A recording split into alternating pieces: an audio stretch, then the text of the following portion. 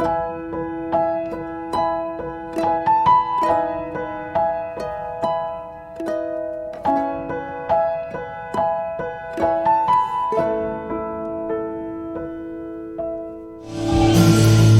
tahu hatimu ada untuk setiap kami. Engkau Tuhan yang sangat-sangat mengasihi kami, dan sungguh kami bersyukur. Dan seperti Engkau mengasihi kami, ajar kami juga untuk mengasihi orang lain. Sama seperti Engkau mengasihi kami, ajar kami untuk mengasihi suami kami, istri kami, anak-anak kami, orang tua kami.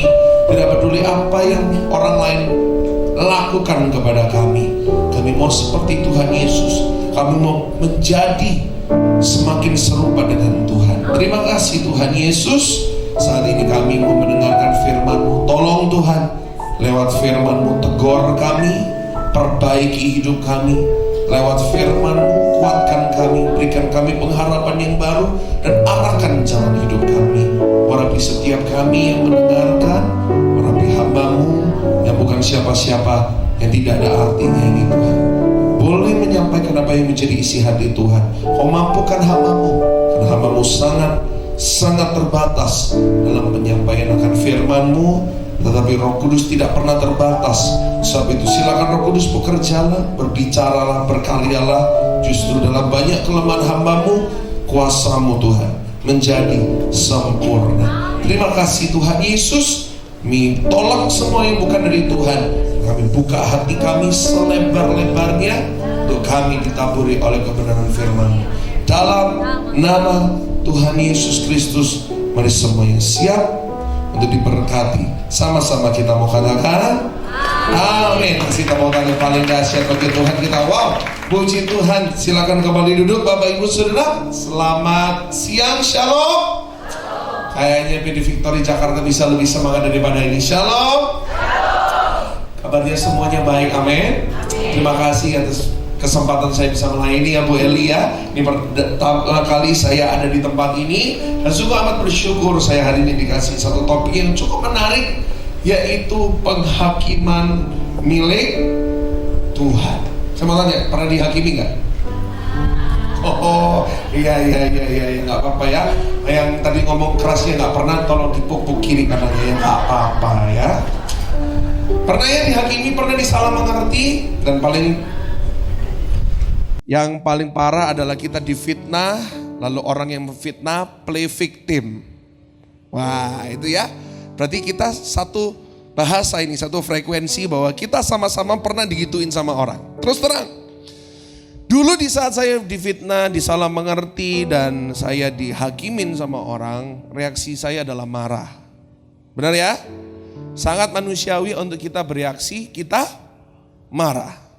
Tapi terus terang, ketika kita marah dengan semua penghakiman yang ada, dan penghakiman itu tidak akan mungkin berhenti dalam hidup kita, setuju? Gak mungkin berhenti penghakiman itu. Kalau kita marah, kita ngomel, kita protes, apalagi kita sampai marah sama Tuhan, apalagi kita sampai berontak sama Tuhan, kita mundur dari Tuhan karena penghakiman mungkin dari orang Kristen, itu kita rugi sendiri. Dan saya kasih tahu, kita capek sendiri, betul nggak? Terus terang saya marah, pernah saya marah, reaksi awal marah, tapi lama-lama saya sadar, gue bodoh juga ya. Dia yang berdosa, gue yang semakin tua. Jadi apa yang saya lakukan? Akhirnya saya diam. Saya nggak membela diri, saya tidak perlu posting-posting hal-hal yang agak sedikit nyinggung orang di sosial media. Saya sudah tidak lakukan itu lagi. Saya diam total. Dan begitu saya diam, saya tidak bertindak, saya nggak ngomong balik, saya tidak jelekan balik. Saya sebenarnya sedang kasih ruang buat Tuhan untuk bekerja. Setuju, katakan amin. Bapak Ibu, di saat kita diam, dalam hal apapun, bukan cuma kita menghakimi dalam penghakiman, dalam hal apapun. Saat kita diam, kita sedang membuat ruang untuk Tuhan bekerja. Saya cuma diam. Dan Bapak Ibu Saudara tahu, satu persatu orang yang terhasut untuk membenci saya, pelan-pelan datang ke saya, Pastor, aku salah, aku minta maaf. Wah, saya gak ngapa-ngapain. Satu persatu tuh minta maaf sama saya, padahal saya gak pernah menghakimi. Bapak Ibu, dalam hidup saya tuh punya satu prinsip. Prinsip apa? Truth will always find a way to reveal itself. Apa itu? Kebenaran itu selalu akan punya cara untuk membuktikan dirinya sendiri. Selama Anda benar ya, kecuali kalau Anda beneran melakukan hal-hal yang gak benar. Selama Anda benar, Anda sungguh taat kepada Tuhan, Anda tunduk kepada Tuhan. Saya sekali lagi katakan, truth, kebenaran akan selalu punya cara untuk menyatakan dirinya. Anda tidak perlu membela diri sampai marah-marah, apalagi sampai Anda posting di sosial media. Cukup diam, merendah di hadapan Tuhan. Firman Tuhan berkata, di waktu yang tepat Dia akan mengangkat hidup kita. Yang setuju katakan amin. Kasih tepuk tangan buat Tuhan kita. Saya bacakan di Mazmur 37 ayat yang ke-5 sampai yang ke-6 ya. Serahkanlah hidupmu kepada Tuhan dan percayalah kepadanya, dan Ia akan apa? Sudahlah, serahkan. Semua yang kita alami hari-hari ini, mungkin kita difitnah, mungkin kita dihakimin sama suami, sama mertua, sama teman, sudah serahkan. Ya, dikatakan apa ayat 6? Ia akan apa? Munculkan kebenaranmu seperti terang dan hakmu seperti siang. Sudah, serahkan aja. Ia akan bertindak. Kalau kita tidak serahkan, we take matters into our own hands. Segala sesuatu kita pakai kekuatan kita sendiri untuk nyerang balik, untuk kita lawan balik. Tuhan gak bisa bertindak. Sudah, serahkan sama Tuhan. Biarkan Tuhan ya. Sekali lagi, jangan berdoa Tuhan balas mereka 100 kali lipat. Gak perlu, itu jahat namanya. Tuhan, tolong Tuhan, orang yang menghakimi aku, bunuh mereka semuanya. Ya, Tuhan gak akan pernah menjawab doa-doa seperti itu ya. Tapi apa yang kita lakukan? Sudah, diam. Ngomong sama kiri kanan, shh. Gak perlu bela diri, cukup diam. Percaya akan firman Tuhan yang mengatakan apa?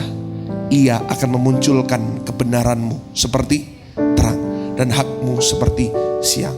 Saya belajar dari banyak peristiwa hidup saya. Gak perlu saya bela diri, cukup apa? Diam. Pelan-pelan Tuhan akan nyatakan kebenaran. Dan semakin banyak saya dihakimin, difitnah sama orang, saya menyadari satu hal dalam hidup saya. Saya berbicara dari pengalaman ya. Semakin banyak pintu yang Tuhan bukakan, semakin banyak berkat yang Tuhan tunjukkan. Next saya akan sharing, kapan-kapan saya akan sharing lebih lagi lah, lebih detail lagi. Setelah saya diperlakukan gak semena-mena, saya salah mengerti sama orang. Banyak pintu yang Tuhan bukakan, anugerah satu demi satu. Bapak Ibu, saya pernah mengajarkan, tapi gak di khotbah ini. Always see how God sees your problems. Selalu lihat bagaimana Tuhan lihat segala tantangan hidup Anda. Bagaimana kita melihat segala sesuatu itu akan menentukan bagaimana kita reaksi. Kalau kita melihat segala sesuatu dari POV kita, sekarang kan TikTok, Instagram zamannya POV kan. Dari POV-nya kita, jelas kita akan selalu khawatir, kita akan selalu cemas, kita akan selalu takut. Dan kita akan kecewa kalau kita lihat segala sesuatu dari sudut pandang kita. Tapi sekarang mulai hari ini latihlah untuk lihat segala sesuatu dari sudut pandangnya Tuhan. Contoh, Israel. Mereka melihat Goliat sebagai ancaman besar. Gua kalah nih, mati kita. Mereka lihatnya seperti itu. Mereka frustrasi, bukan? Betul ya? They were frustrated. Tapi Tuhan lihatnya beda. Oh, ada Goliat. Saatnya untuk aku mengangkat Daud anakku. Setuju katakan amin. Bapak Ibu, semakin besar Goliat dalam hidupmu, semakin besar tantangan dalam hidupmu. Mungkin Goliat dalam hidup mana adalah orang-orang yang selalu menghakimi hidup Anda. Saya kasih tahu, semakin besar kesempatan untuk Tuhan mempromosikan anaknya Daud. Setuju katakan amin. Mulai hari ini lihatlah segala sesuatu bagaimana Tuhan lihat. Ya, sebab itu Bapak Ibu, hari ini kalau Anda sedang dalam posisi Anda dihakimi, saya boleh katakan, gak perlu khawatir, gak perlu bela diri, cukup diam dan tenang. Tuhan pasti bela. Tepuk tangan buat Tuhan kita. Tapi bukan itu yang saya ingin sampaikan hari ini.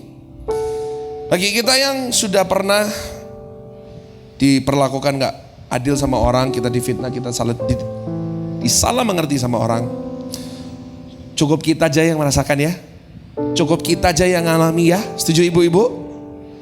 Saya kasih tahu bagi ibu-ibu yang datang di tempat ini, jangan melakukan hal yang sama kepada orang lain. Kok gak ada amin? Ini susah ini. Kita hanya ingin dibela sama Tuhan, tapi kita tetap gituin orang. Sekali lagi, saya ulang. Bu, kita pernah dihakimin, enak atau enggak? Enak. Pastikan kita yang datang di PD ini bukan hanya mencari pembelaan Tuhan. Pastikan dalam hidup ini kita tidak melakukan hal yang sama kepada orang lain. Saya pernah dengar, ingat apa yang Mother Teresa pernah berkata. If you judge people, you have no time to love them. Ini yang saya ingin sampaikan hari ini.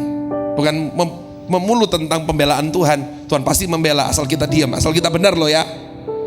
Tapi dalam hidup ini, jangan sampai kita melakukan hal yang sama kepada orang lain. Saya catat Bapak Ibu. Penghakiman memang milik Tuhan. Bagian kita apa? Bagian kita apa? Gak usah kita menghakimi orang lain. Bagian kita mengasihi. Yang setuju katakan amin. Ngomong sama ibu-ibu sebelah kiri kanannya, bagianmu mengasihi. Bagian kita mengasihi. Bapak Ibu pernah baca Alkitab ya? Kenapa kok Sakius bertobat? Ada yang tahu kenapa Sakius bertobat? Apakah karena orang Farisi dan ahli Taurat yang setiap hari berkata kepada Sakius, Sakius kamu orang berdosa, gitu? Sakius kamu nggak boleh seperti ini, kamu orang berdosa, kamu orang nggak layak, bla bla bla bla. Apakah seperti itu? Enggak. Tahu apa yang membuat Sakius bertobat? Karena Yesus berkata kepada Sakius, Sakius, hari ini juga aku mau mampir di rumahmu, aku mau makan di rumahmu, aku mau bersahabat denganmu. Langsung dalam sekejap. Selama ini Sakius kaget. Selama ini orang-orang yang baik, guru-guru besar agama, hanya bisa menuding jari mengatakan kamu salah, kamu salah, kamu salah, kamu salah, kamu salah. Selalu menghakimi aku. Ini ada orang baik, guru besar, sakti lagi, bisa menyembuhkan. Dia tidak menuding jari kepadaku mengatakan aku salah. Tidak menunjuk jari kepadaku katakan aku orang munafik, enggak. Ini orang antik ini, unik satu ini. Dia berkata apa? Sakius, hari ini aku mau bersama kamu, aku mau makan di rumahmu. Dan tahu gak apa yang menjadi reaksinya Sakius? Dia berkata kepada Tuhan Yesus, Guru, Tuhan Yesus, dari segala yang aku pernah ambil dari orang, aku akan kembalikan. Bahkan apa yang pernah aku tipu, aku akan kembalikan berlipat kali ganda. Itu namanya bertobat. Apa yang membuat Sakius bertobat? Apa yang akan membuat suami kita bertobat? Apa yang akan membuat anak-anak kita bertobat? Yang membuat suami kita bertobat, anak-anak kita bertobat, bukan kita menuding jari, katakan, kamu seperti ini, kamu seperti ini. Setiap hari ngoceh diomeli. Saya kasih tahu ya sebagai lelaki ya, saya lelaki di sini, lelaki tulen ya, meskipun di antara wanita-wanita. Laki semakin Anda giniin setiap hari, Anda judge setiap hari, seperti ahli Taurat dan Farisi, Anda selalu gini-gini terus setiap hari. Kasih tahu ya, tambah mental. Tahu yang mental ya? Dia tambah akan mundur. Aduh lah, sumpek di rumah, betul nggak?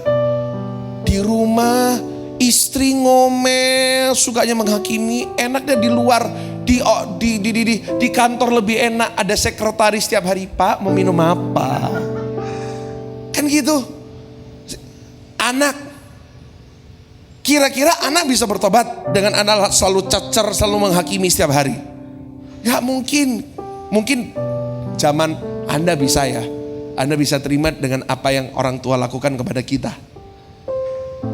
Tapi Anda harus tahu yang kita hadapi hari ini adalah Gen Z. Gen Z adalah generasi yang kekinian.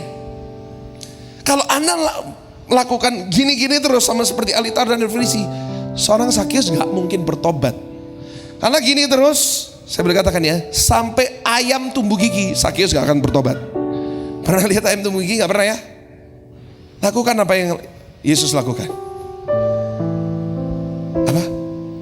Sakius, hari ini juga aku mau mampir di rumahmu, aku mau bersahabat denganmu. langsung bertobat. Bapak Ibu, seringkali apa yang orang perlukan seperti Zakius hanyalah sebuah kesempatan. Sometimes all people need is a chance. Sometimes all people need is to someone to trust in them, to love them again. That's what people need. People need grace. Orang itu membutuhkan kasih karunia. Sebab itu Bapak Ibu Saudara, saya selalu ingat papa saya. Papa saya juga pendeta ya. Nama saya Pastor Andrew by the way. Saya pastor dari GIJ Jakarta. Saya aslinya dari Surabaya. Bapak Ibu kalau pernah tahu GIJ Surabaya itu papa saya mengembalakan sama koko saya. Papa saya selalu ingat kalau ada orang yang telepon papa saya, dia ngomong tentang suaminya yang berselingkuh. Banyak yang telepon.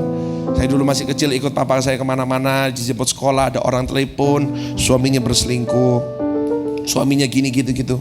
Papa saya selalu ngomong gini, Bu, kalau ibu suaminya pulang, ibu apain? Ya gue omelin lah Pak. Gue marah-marah, dia pulang, lu dari mana? Kamu habis ngapain? Bla bla bla bla. Gak lama dia pergi lagi, ya jelas. Papa saya selalu ngomong gini, Bu, dan kali kalau suami datang, coba ibu gak usah ngomong, gak usah hakimin. Suruh dia duduk, ibu layani dengan baik. Ibu layani dengan baik, ibu kasih kopi, ibu sambut dengan baik. Setiap hari lakukan. Sekeras-kerasnya batu, kalau ditetesi dengan air, lama-lama jebol juga. Ada seorang ibu datang kepada saya, ngomong hal yang sama kepada saya beberapa bulan yang lalu. Pak, suami saya itu kalau bertengkar sama saya Pak, ngomongnya sama saya itu gini, anjing sini dulu. Beneran, anjing. Lalu Bu, saya tanya, kalau suami ibu anjing-anjingan ibu ngapain? Ya gua balas lah, babi lu. Ya sama aja Bu. Akhirnya saya kasih dia 50-day challenge. Anda bisa praktekin ya. Challenge 50 hari. Apa yang dia lakukan? Bu, setiap kali suami pulang, dia marah-marah, ibu gak usah ikut marah-marah. Layani dengan baik. Peluk dia, cium dia. Sama seperti Abraham sama Sarah. Sarah memanggil dia Tuan. Gak usah ngomong Tuan, itu alay juga ya. Yang penting jangan ngomong anjing atau babi atau dol sini dol, jangan. Ngomong aja sayang. Oh dia akan kaget, betul gak? Ini kesurupan apa ini istriku ini? Tapi enggak. Kita lakukan apa yang Yesus lakukan. Setelah 50 hari ibu ini melakukan apa yang saya suruh. Sudah gak usah dibalas. Diam, mengasihi, lakukan apa yang Yesus lakukan. Berikan kasih karunia. Gak peduli dia selingkuh di luar, gak peduli dia dari mana. Memang susah di awalnya. Betul ya? Setuju ya? Susah berat di awalnya. Saya yakin Anda ya, yang semua yang dengar di sini, yang datang dengar, yang lakukan gak sampai 10. Tapi kalau Anda lakukan, pasti ada pemulihan dalam rumah tanggamu. Cobalah, kejutin suami nanti di rumah. Gak usah ditanya di mana, layanilah dengan baik. Lihatlah, sama seperti Zakius. Gak mungkin, firman itu gak mungkin berubah. Firman itu gak mungkin salah. Yang setuju katakan amin. Kalau kita melakukan apa yang Yesus lakukan pada Zakius, saya yakin dalam rumah tangga kita pasti ada perubahan. Bapak Ibu, sekali lagi, bagian kita bukan menghakimi, bagian kita mengasihi. Saya hari ini tidak mau khotbah terlalu panjang, tapi saya akan close hari ini dengan sebuah prinsip yang saya percayai. Kita semuanya mau mengasihi, amin. Bisa minta tolong teman-teman multimedia, boleh papan boleh dimajukan kembali. Saya kalau khotbah itu, kalau saya tidak mengajar itu saya nggak enak. Jadi izinkan hari ini sedikit saya kasih pelajaran Alkitab dikit ya, boleh ya? Meskipun ini persekutuan ibu-ibu, tapi saya tetap rindu untuk membagikan prinsip dalam mengasihi. Ingat ya, penghakiman milik Tuhan, bagian kita mengasihi. Kita buka Alkitab ayat ini dulu, tolong. Di 1 Yohanes 4 ayat yang ke-19, cukup sini aja. 1 Yohanes 4 ayat yang ke-19. Ini mungkin kameranya saya sesuaiin dulu. Sudah pas? Oke. 1 Yohanes 4 ayat 19 kita mau baca sama-sama. Tolong multimedia.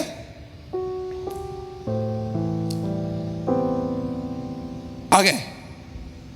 Bisa baca ya?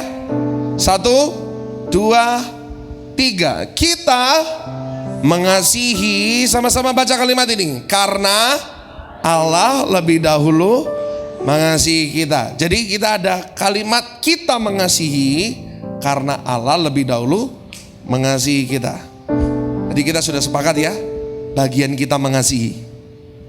Mengasihi suami gak perlu dihakimin. Sama seperti Yesus mengasihi Zakius, itu yang membuat dia bertobat. Tapi kita mau belajar ayat ini. Kita mengasihi, perhatikan kata karena Allah lebih dahulu mengasihi kita. Hari ini saya ingin fokus dengan satu kata itu, yaitu apa? Karena. Saya tarik benang dulu. Bapak Ibu, setiap kali Tuhan Yesus pelayanan, setiap kali Tuhan Yesus berdoa, Tuhan Yesus itu ada 3 murid utamanya. Ada yang tahu? Boleh diklik ayat-ayatnya. Ada 3 murid utama, yaitu Petrus. Ada yang tahu? Yakobus dan Yohanes. Selalu 3 ini yang dibawa. Kenapa? Saya selalu bertanya-tanya kenapa.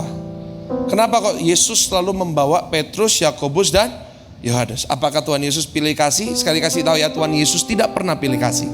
Tetapi setiap kali Alkitab mencatat sesuatu, itu pasti ada arti. Itu pasti ada tujuan dan maksud. Petrus, Yakobus dan Yohanes, jangan diubah.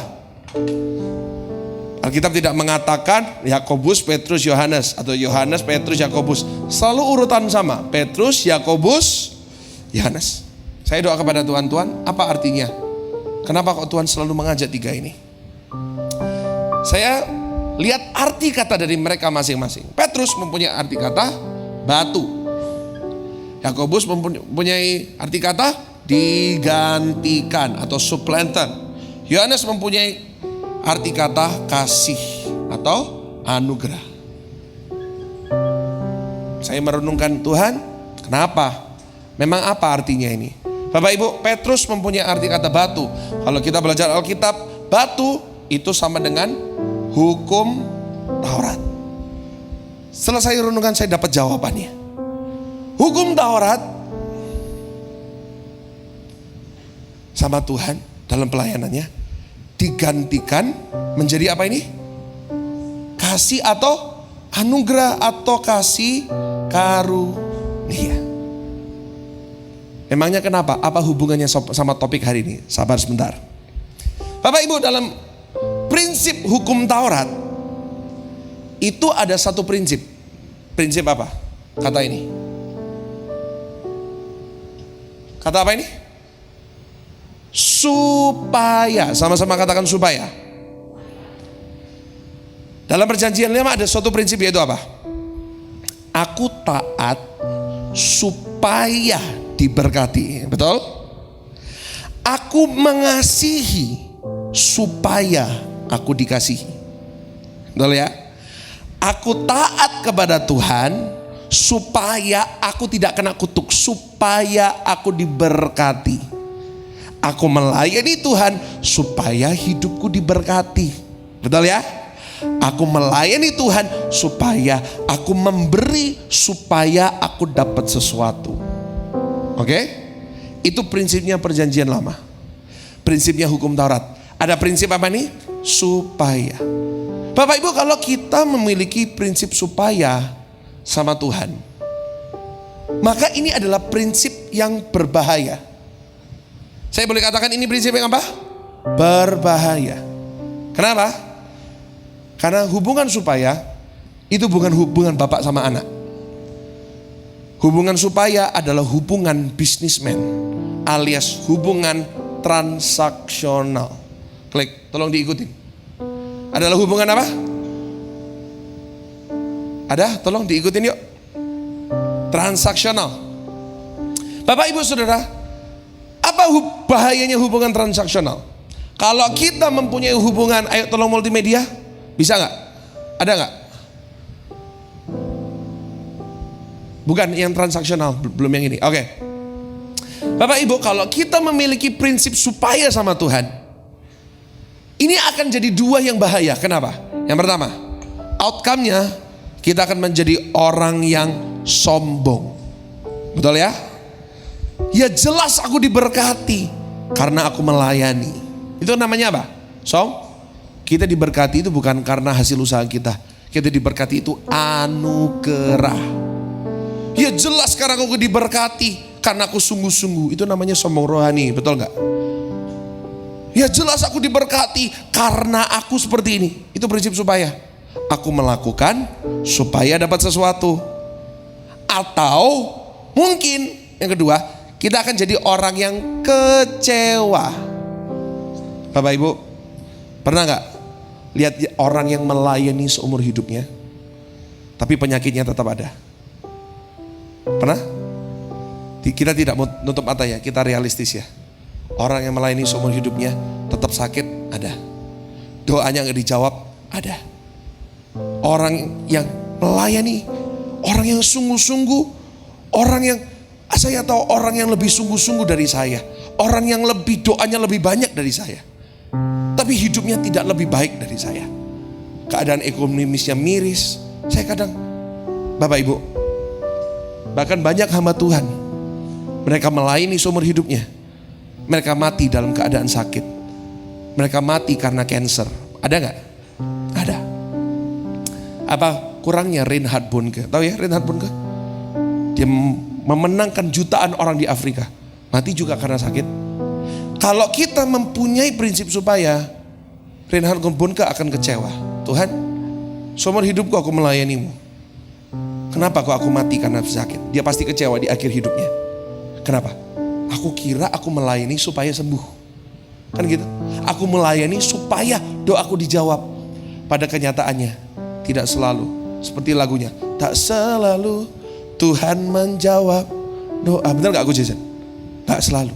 Gak selalu Tuhan menjawab doa. Kalau kita memiliki prinsip upaya, kita melayani, kita datang ke gereja supaya, maka Anda ini hanya memiliki hubungan bisnismen transaksional sama Tuhan, bukan bapak sama anak.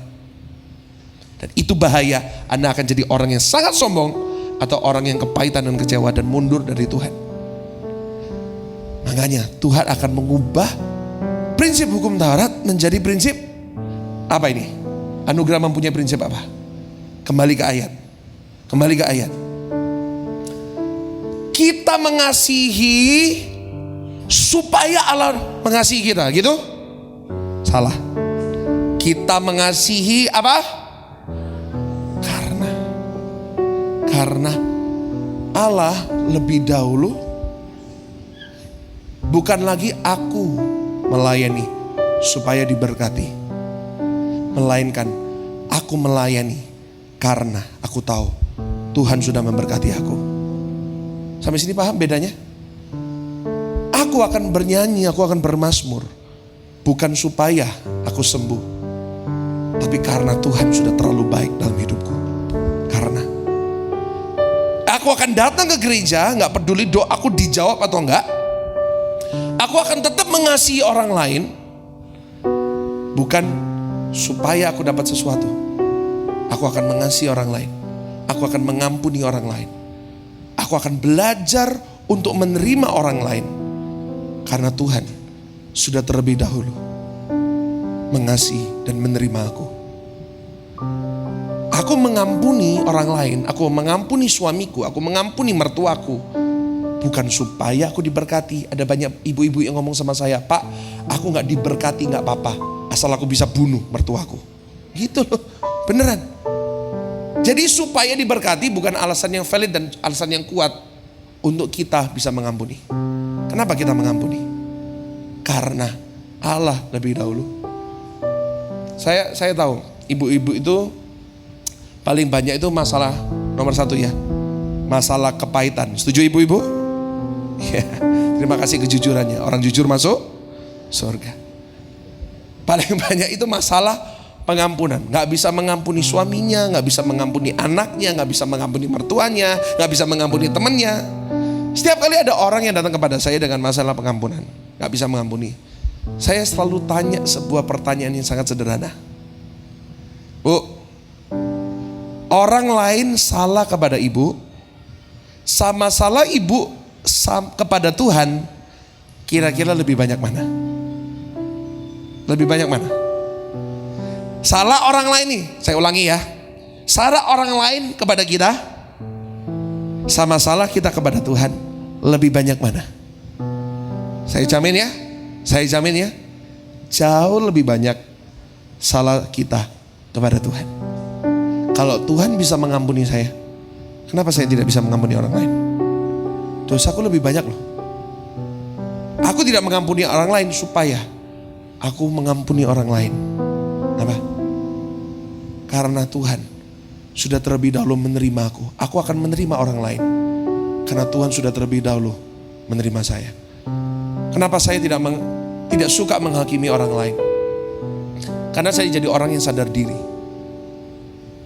Karena saya tahu saya jadi orang yang juga gak baik-baik banget. Betul gak? Kesalahannya orang lain sama kesalahan saya, belum tentu salah saya lebih sedikit, belum tentu orang lain kesalahan lebih banyak. Kalau Tuhan bisa memberkati saya, kalau Tuhan bisa mengangkat hidup saya, kalau Tuhan bisa menerima saya meskipun saya banyak salah, kenapa kok aku tidak bisa melakukan hal yang demikian? Yuk, mulai hari ini kita memiliki prinsip apa? Karena. Kenapa kita mengasihi? Kenapa kita mengasihi, Bu? Kenapa kita bisa menerima suami kita? Karena Tuhan terlebih dahulu menerima saya. Ada sebab dan akibat. Kita kembali ke ayat. Kita mengasihi karena Allah lebih dahulu mengasihi. Sebab akibat, yang mana yang sebabnya? Sebabnya yang mana? Sebabnya Tuhan. Tuhan dulu mengasihi saya, sebab itu saya mengasihi orang lain. Saya tidak mau terlalu perpanjang khotbah hari ini, tapi hanya sebuah prinsip yang sangat sederhana yang saya berikan kepada Anda. Kita mau mengasihi suami kita mau mengasihi orang-orang di sekeliling kita. Kita tidak perlu menghakimi. Yesus katakan amin. Gimana caranya? Sederhana. Kita menerima dulu kasih Allah dalam hati kita. Oleh karena Tuhan baik, oleh karena Tuhan setia, oleh karena Tuhan sudah memberkati saya, demikianlah saya akan memberkati orang lain. Saya akan mengasihi orang lain. Saya akan mengampuni orang lain. Yang setuju katakan amin. Mulai hari ini buang ya prinsip supaya ya. Bukan lagi datang ke gereja supaya diberkati, mengampuni supaya diberkati. Melainkan, aku datang ke gereja, aku akan melayani, aku akan menabur bagi pekerjaan Tuhan. Aku akan terus berbuat baik. Aku akan terus taat kepada Tuhan. Karena Tuhan, sekali lagi, karena Tuhan sudah terlebih dahulu baik dalam hidup saya. Yang setuju dengan firman Tuhan, kasih tepuk tangan buat Tuhan kita. Kalau kita punya prinsip karena, kita tidak akan mungkin jadi orang yang sombong. Kita tidak akan mungkin jadi orang yang kecewa. Bapak Ibu, kalau saya dalam hidup ini, saya selalu memiliki prinsip supaya. Aku diberkati karena aku melakukan ini. Itu prinsip supaya kan? Saya punya alasan untuk sombong. Tapi kalau dalam hidup saya tahu semuanya karena anugerah Tuhan. GSJS ada karena anugerah Tuhan. Saya tidak punya satu alasan pun untuk menyombongkan diri. Karena saya tahu bukan kuat gagah saya, namun kemurahan Tuhan. Mulai hari ini jadilah orang yang memiliki prinsip ini. Tuhan, terima kasih, Tuhan sudah baik. Karena itu aku mau mengasihi orang lain. Saya mau tanya, siapa di sini ingin mengasihi, bukan menghakimi? Siapa di sini ingin mengasihi? Orang yang saya akan tutup dengan ini. Orang yang mengasihi Tuhan akan mengasihi apa yang Tuhan kasihi. Betul ya? Kalau kita, gak usah ditampilin. Orang yang mengasihi Tuhan, ia akan mengasihi apa yang dikasihi Tuhan. Apa yang dikasihi Tuhan? Apa yang dikasihi Tuhan? Yang dikasihi Tuhan adalah firman-Nya. Mau mengasihi Tuhan hari ini? Bencilah apa yang Tuhan benci. Apa yang Tuhan benci? Saat Anda saling menghakimi, itu Tuhan benci. Tuhan gak suka itu. Kita mengasihi Tuhan karena Tuhan baik. Bagaimana kita mengasihi? Kita menuruti firman-Nya. Kita saling mengasihi. Yang setuju katakan amin. Saya tidak perpanjang firman Tuhan hari ini, tapi biarkan prinsip yang sederhana yang saya berikan kepada Anda hari ini boleh membuka mata Anda, boleh membuka cara Anda berpikir. supaya dalam hidup ini kita mengasihi orang lain, bukan menghakimi. Karena Tuhan lebih dahulu mengasihi saya.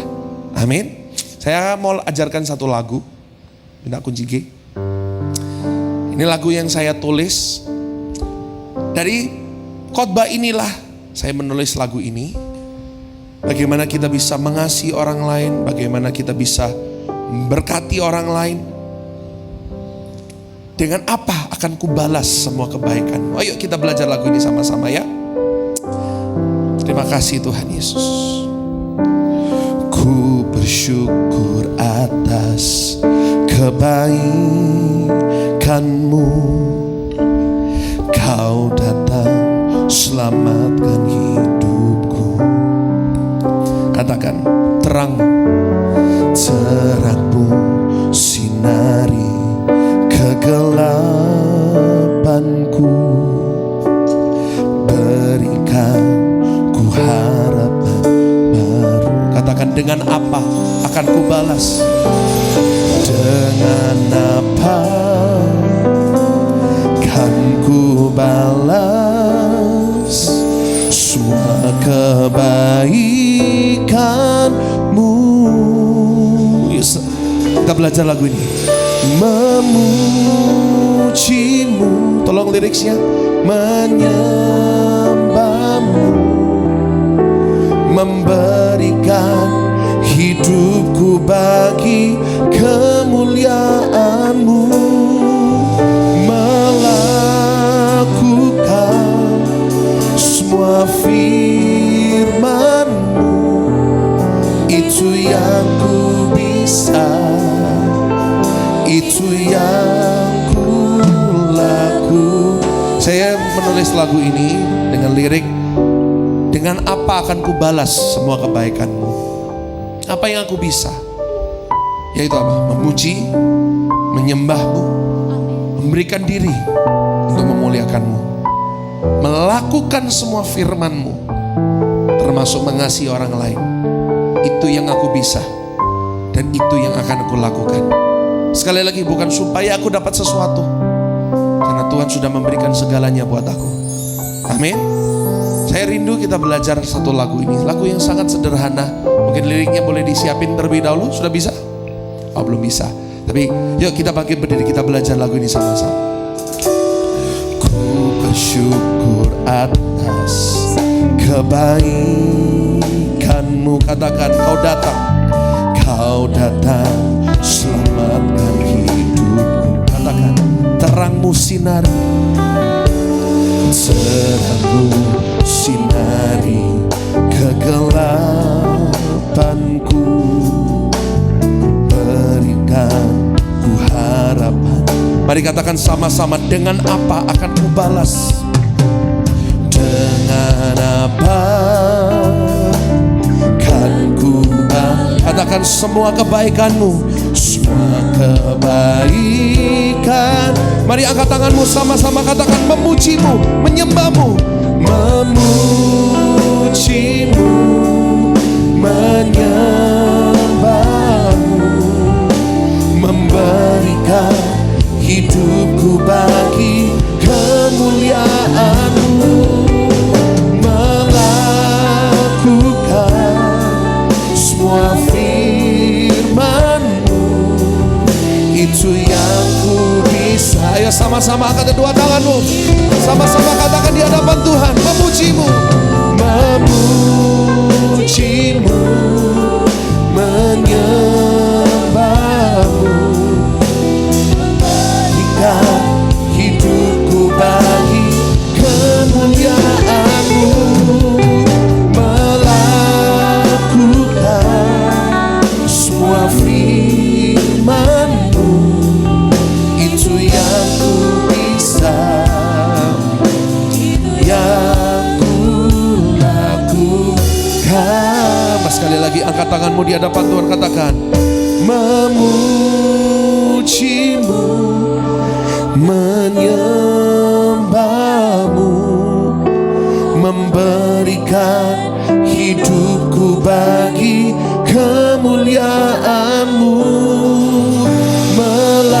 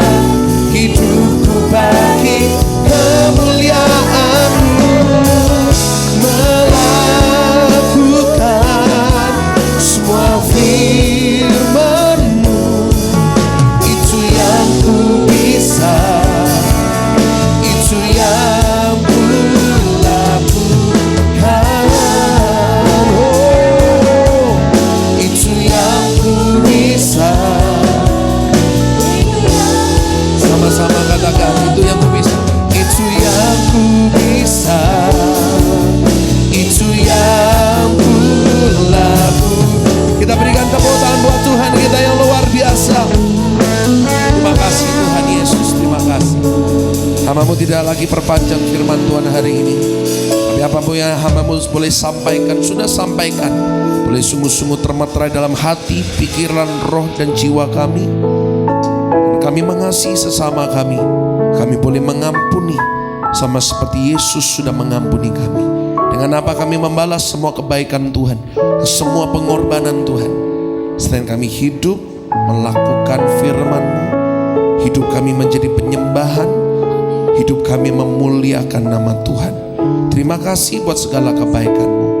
Materaikan kebenaran-Mu dalam hati, pikiran, roh dan jiwa kami. Dalam nama Tuhan Yesus Kristus, mari semua yang sudah diberkati hari ini, sama-sama kita mau katakan amin. Kasih tepuk tangan yang paling dahsyat bagi Tuhan kita.